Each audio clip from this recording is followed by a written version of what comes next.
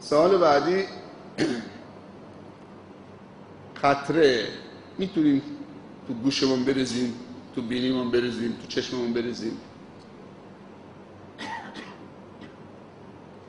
اگر دکتر گفته در روز رمضان قطره استفاده بکن، منافذ مفتوح داریم شامل گوش میشه و بینی و دهان، این سه تا منافذ مفتوح بهش میگن.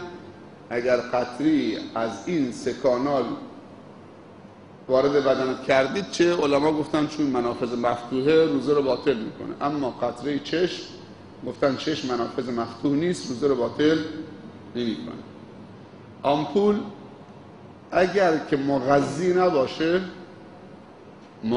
نباشه یعنی حالت تقویتی سرم نباشه، اشکال نداره. اسپری که تو اونایی که آسم دارن میتونن که روزه نگیرن فدیه بدن، روز 1 کیلو یا 700 گرم تقریبا به اندازه 2 مشت متوسط، نه بزرگ نه کوچک، 2 مشت متوسط، کمتر از 1 کیلوست، حولهوش شاید 700 گرم. ولی شما اگر دوست داری همون 1 کیلو کامل بکنید، به نفع فقیر میشه. هرچی به نفع فقیر بیشتر کار بکنید، چون پیامبر یک از دعاهایی که کرده بود خدایا خود به مساکین به من بده.